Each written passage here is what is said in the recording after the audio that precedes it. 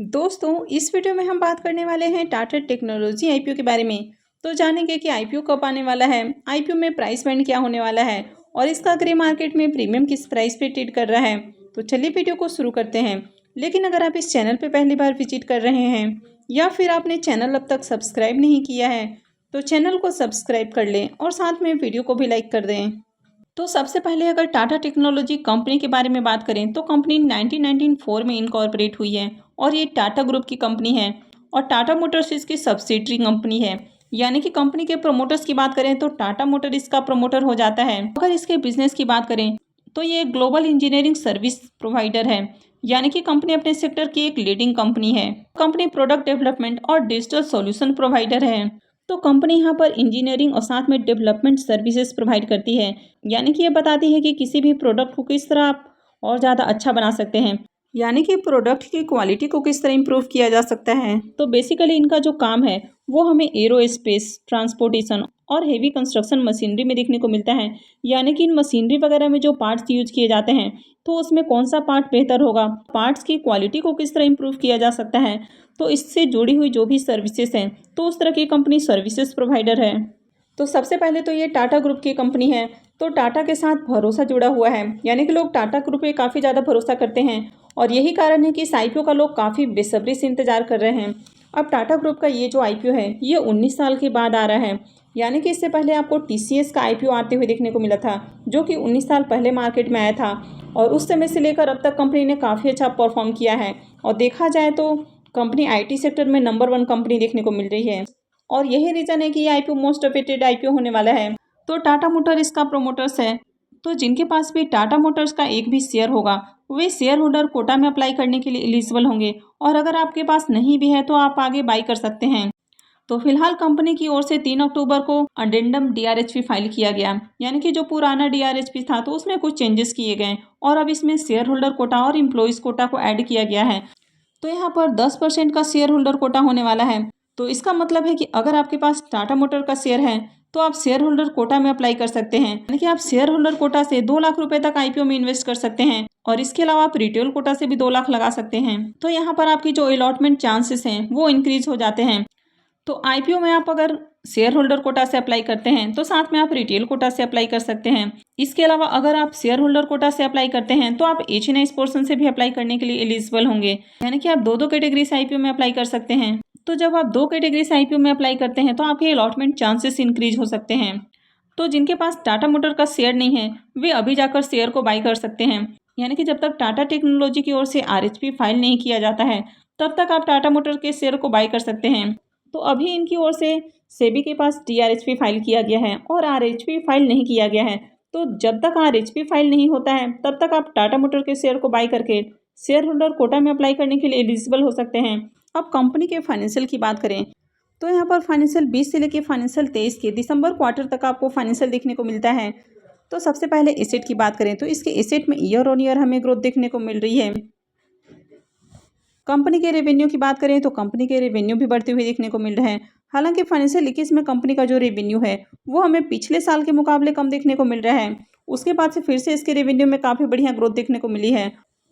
और कंपनी के profit after tax देखें तो फाइनेंशियल 20 में कंपनी 251 करोड़ के प्रॉफिट में देखने को मिल रही है। फाइनेंशियल 21 में 239 करोड़ के प्रॉफिट में देखने को मिल रही है। तो यहाँ जहाँ कंपनी के रेवेन्यू में हमें कमी देखने को मिल रही है तो कंपनी के प्रॉफिट भी पिछले साल के मुकाबले कम होते हुए देखने को मिले हैं। लेकिन उसके बाद से फिर से कंपनी ने काफ़ी अच्छा कमबैक किया है और फाइनेंशियल 22 में इसका जो प्रॉफिट है वो 436 करोड़ देखने को मिल रहा है। फाइनेंशियल 23 के दिसंबर क्वार्टर तक की बात करें तो इसका जो प्रॉफिट है वो 407 करोड़ देखने को मिल रहा है। तो यहाँ पर कंपनी के प्रॉफिट 2021 में हमें कम होते हुए देखने को मिले हैं, लेकिन उसके बाद से कंपनी के प्रॉफिट में फिर से हमें इजाफा देखने को मिल रहा है। नेटवर्थ की बात करें तो यहाँ भी हमें ईयर ऑन ईयर ग्रोथ देखने को मिल रही है। तो ओवरऑल कंपनी के फाइनेंशियल बहुत ही अच्छे हैं और ये एक लार्ज कैप कंपनी है। तो जो बड़ी कंपनियां होती हैं तो इनको लेकर बड़े बड़े जो इन्वेस्टर्स हैं वो बहुत ज़्यादा इंटरेस्टेड होते हैं। जिस तरह की अपने हाल ही में आए हुए आरआर केबल आईपीओ को देखा या फिर आपने जेएसडब्ल्यू इंफ्रास्ट्रक्चर आईपीओ को देखा कि उन आईपीओ की लिस्टिंग किस तरह आपको अच्छे प्राइस के ऊपर देखने को मिली और उसके बाद उसके शेयर्स में भी आपको लगातार तेजी देखने को मिल रही है। तो उस तरह ही इस कंपनी से भी एक्सपेक्ट किया जा सकता है कि एक तो इस आईपीओ की लिस्टिंग बढ़िया प्राइस पर होने की उम्मीद है, साथ ही लिस्टिंग के बाद इसके शेयर्स में आपको बढ़िया ग्रोथ देखने को मिल सकता है और मार्केट में आईपीओ खुलने के साथ ही इसमें आपको काफ़ी ज़्यादा डिमांड देखने को मिल सकती है। तो जैसा कि पहले भी मैंने आपको बताया था कि ये जो पूरा का पूरा आईपीओ है ये ऑफर फॉर सेल आईपीओ होने वाला है, यानी कि कंपनी के प्रमोटर्स और इनके जो इन्वेस्टर्स हैं तो उनकी ओर से जो हिस्सेदारी है वो सेल की जा रही है, यानी कि यहाँ पर 9,57,08,984 इक्विटी शेयर्स सेल किए जाने वाले हैं। तो यहाँ पर कंपनी के प्रमोटर्स जैसे कि टाटा मोटर और इसके अलावा जो कंपनी के इन्वेस्टर हैं जैसे कि अल्फा टीसी है और टाटा कैपिटल ग्रोथ फंड 1 है, तो इनकी ओर से जो शेयर हैं वे सेल किए जाने वाले हैं। तो अगर आईपीओ के टाइम टेबल की बात करें कि आईपीओ कब आने वाला है, तो जिस तरह से टाटा टेक्नोलॉजी की ओर से सेबी के पास जो डीआरएस फाइल किया गया था उसके अगेंस्ट में अडेंडम डीआरएस फाइल किया गया है, तो इसका मतलब है कि जल्द ही आपको टाटा टेक्नोलॉजी का आईपीओ आते हुए देखने को मिलेगा, यानी कि इसी क्वार्टर में आपको टाटा टेक्नोलॉजी का आईपीओ आते हुए देखने को मिलने वाला है। यानी कि साल खत्म होने से पहले ही आपको टाटा टेक्नोलॉजी का आईपीओ आते हुए देखने को मिलेगा।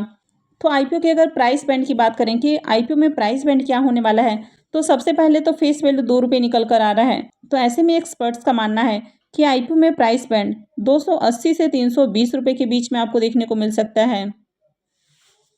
अब अगर इसके ग्रे मार्केट प्रीमियम की बात करें, तो जिस तरह टाटा टेक्नोलॉजी की ओर से मार्केट में हलचलें देखने को मिली हैं, तो वैसे ही इसके ग्रे मार्केट प्रीमियम में भी आपको तेजी देखने को मिल रही है। तो काफ़ी दिनों तक आपने देखा होगा कि इसका प्रीमियम 84 रुपीज़ पर ट्रेड करते हुए देखने को मिल रहा था और अभी ये बढ़ के 100 रुपीज़ के ऊपर देखने को मिल रहा है। हालांकि अभी आईपीओस के जो डेट वगैरह हैं वो अनाउंस नहीं किए गए हैं, साथ ही प्राइस बैंड वगैरह अनाउंस नहीं किए गए हैं, लेकिन जो भी अनुमान है उसके अकॉर्डिंग आपको आईपीओ का जो ग्रे मार्केट में प्रीमियम है वो 100 रुपीज़ पे ट्रेड कर रहा है। तो यहाँ पर एक्सपर्ट जो अनुमान लगा रहे हैं उसके अनुसार आईपीओ का प्राइस बैंड 280 से 320 रुपये के बीच में होने वाला है और अभी इसका प्रीमियम मार्केट में 100 रुपीज़ पर ट्रेड कर रहा है। तो मार्केट में अभी से इसमें डिमांड नज़र आ रही है और जैसे ही आईपीओ ओपन होता है तो उसके प्रीमियम में और अच्छी आपको तेजी देखने को मिल सकती है और आईपीओ आपको बढ़िया प्रॉफिट बनाकर दे सकता है। तो अगर आप इस आईपीओ में अलॉटमेंट पाना चाहते हैं तो इसके लिए आपको टाटा मोटर्स के एक शेयर को बाई करना होगा ताकि आप शेयर होल्डर कोटा में भी अप्लाई करने के लिए एलिजिबल हो जाएं। और जब आप 2 कैटेगरी से आईपीओ में अप्लाई करेंगे तो आपके जो अलॉटमेंट के चांसेस हैं वो इंक्रीज हो जाते हैं। तो अब तक कंपनी की ओर से आरएचपी फाइल नहीं किया गया है, तो आप टाटा मोटर के शेयर को बाई कर सकते हैं और शेयर होल्डर कोटा में अप्लाई करने के लिए एलिजिबल हो सकते हैं। तो आई होप कि आपको ये जानकारी अच्छी लगी होगी। तो अगर आपने वीडियो को अब तक लाइक नहीं किया है तो वीडियो को लाइक कर दें और साथ में चैनल भी सब्सक्राइब कर लें। और वीडियो को अंत तक देखने के लिए आप सबका बहुत बहुत धन्यवाद।